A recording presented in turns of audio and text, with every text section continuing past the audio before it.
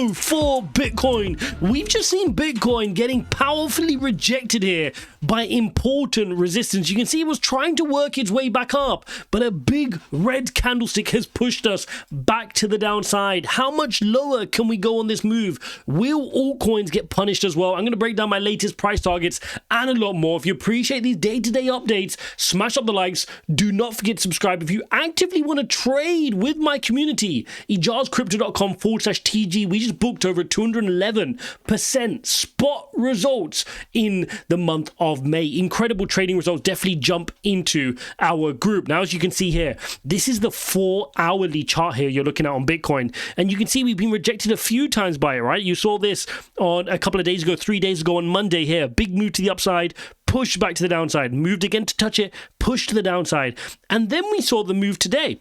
Well, it started last night. You saw this move kind of working towards the EMA ribbon. It felt like we were doing all right. At one point, we were touching a high of 66.4. People were starting to feel good again. Boom, red candlestick to the downside. This is just a retest of the EMA ribbon. It's very important to understand. This happens a lot. Look at this wick here. Boom. Look at that wick here. Boom. Do not get caught out by these moves, guys.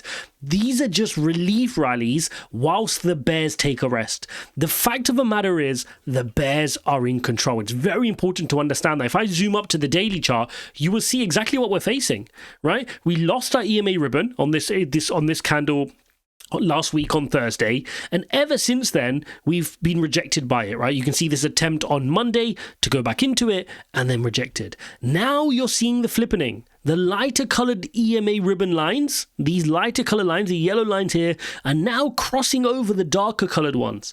And what that means is we are now fundamentally losing the trend, right? And that normally sets up a bigger, powerful move to the downside. Now, of course, there have been situations like you saw here earlier in the year in April where you've lost it. We managed to close above it. We lost it again. We managed to get above it. And then eventually we got back above it. So Bitcoin has to do that. Bitcoin has to fight. The bulls have to fight for this EMA ribbon. We've got to get back above it. You're looking at 60,000, 67,000. It's very possible it's doable, but it's still a bit of a percentage move. I mean, from where we're at now, we need at least a 3.4, 3.5% move here on Bitcoin to get back above our daily EMA ribbon. Okay, now, no, it's not like it's out of the realms of possibility, but that's what we need. Right now, bears are in control. We need to understand and we need to respect that. And given that, we then need to understand, okay, where is there some support, right? Like, where can I look to find some support? And the fact of the matter is we're sitting at support right now, which is, of course, why we tried to bounce. So right now, we're stuck between important support, which is this line here, 64.6, right? This is your important support here, which we're trying to bounce from. But at the same time, you've got this EMA ribbon acting as resistance to the downside. So we're kind of getting wedged into this pattern here. Bitcoin wants to hold the horizontal support. It wants to hold this, but at the same time, the EMA ribbon, like I just shared with you on the 4-hourly chart, is acting to keep the price action down. And the bears are going to want to do exactly that. They're going to want to keep the pressure pushing to the downside to eventually make us lose 64.6 and start working our way down to 61.6, where the next major support lies. Now, it could be that we may decide to consolidate for a while. We may end up in this pattern here where, the bulls don't want to give up the support. At the same time, the bears want to push us down. And maybe we form a bit of a triangle here before eventually deciding our direction, either falling to the downside or recovering back above our EMA ribbon. Hold up! Do you want to learn how to trade? Then you need to jump into our Telegram community. Link is in the description. In our Telegram community, I share my altcoins. I share how I do my trade setups, how I do my stop losses and take profit. So you could learn to become a profitable trader. Check it out. Link is in the description. So right now, I'm just being very, very patient. I'm not pulling the trigger immediately on any trades. This is the support level, but I want to wait to see if it holds. I don't want to just FOMO into trades and hit all my stop losses. Just want to wait, get some direction. I want to understand that, how strong are the bears? Are they going to push us down a little bit more? Or can we build some strength and get back up to some key levels above our daily EMA ribbon? Now, what's interesting, if we take a look at the wider market, is there are certain coins that, were responding. When Bitcoin was trying to bounce a couple of hours ago, there were some altcoins which were responding, but now those are back tumbling to the downside. So if you take a look here at the day, many of these are still green, right? Many of these are still green, despite Bitcoin now turning red on the day again.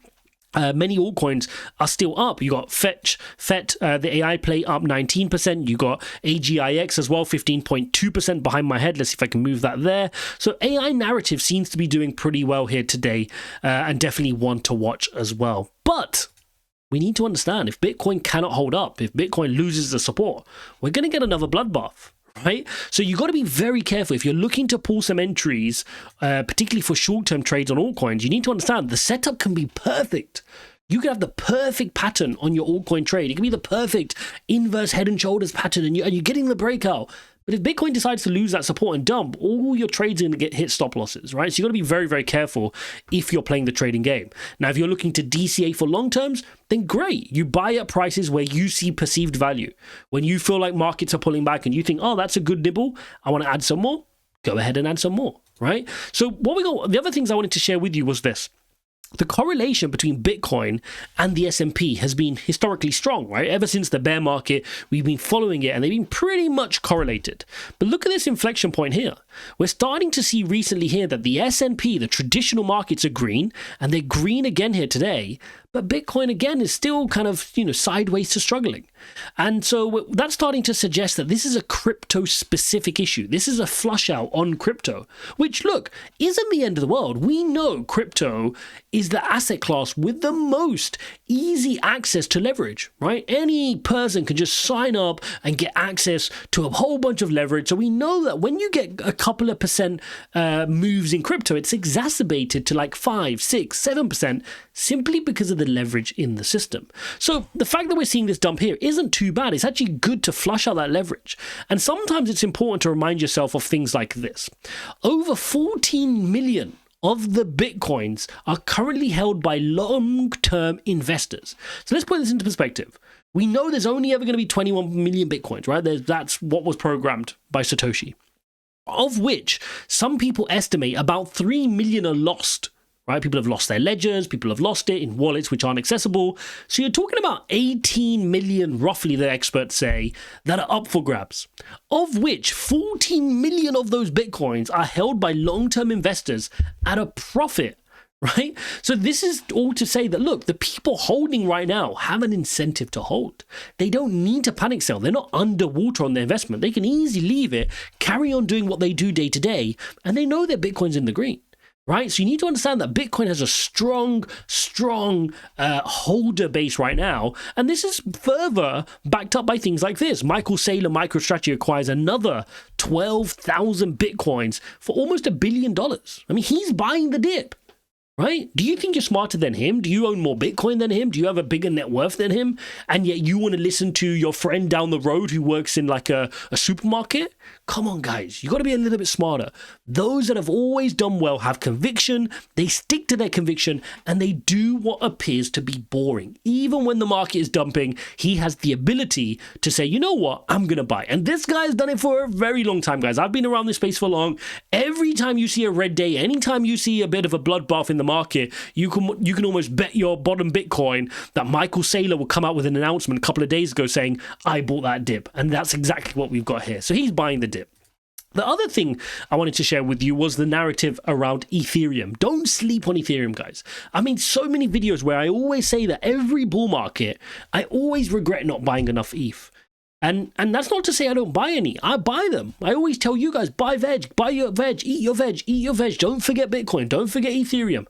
But it's one of those coins that when it moves, I always feel like I'm under allocated to Ethereum. I've never felt like, I wish I had less Ethereum, where I've felt that many times for risky altcoins. I've never felt that for Bitcoin, and I've never felt that for Ethereum. I always wished I could have bought more. You wish you sold your car or you sold a couple of watches just to get a few more. And Ethereum's going to be the same. If you look at this indicator, the MVRV-based altcoin season indicator, you can see we've tipped now. We're going into this dark blue season, which indicates that Ethereum's MVRV is outpacing Bitcoin's, which is normally an indicator that it's the early sign of an alt season. If you guys are familiar with the crypto space, altcoin season starts with a Bitcoin move. You then typically see an Ethereum move. Then you see large caps move, things like Solana and XRP and Cardano and Polygon and all these things. Then you see your lower caps, then your micro caps, your meme coins, etc. Okay, so that's what we're starting to see now. It's a very important move here on Ethereum. So do not sleep on Ethereum. So guys, to summarize, expect more pain here on Bitcoin, right? We are below our EMA ribbon. The bears are in control. Pay homage to the bears. Give them some respect. Don't disrespect the bears. They own the trend. We were above our EMA ribbon for a while here, and we were unable to break through and get a higher high. We failed. No problem. We broke down. Let the bears have their moment now. Let's see how much energy they have got. Can they push us down to 61? If they do, great, I'm going to nibble. Can they push us down to 60 flat? If they do, guess what? I'm going to nibble. And I'm going to leave you with this. The weekly EMA ribbon, right? Big double top M pattern. This is a reversal pattern, guys. The neckline sits around 61.3. I'm expecting a pullback down to 61.3, guys. If we lose that support, expect us to go deep into this EMA ribbon. Expect 55,000. Expect even coming down here and be prepared for 50,000 flat here on Bitcoin.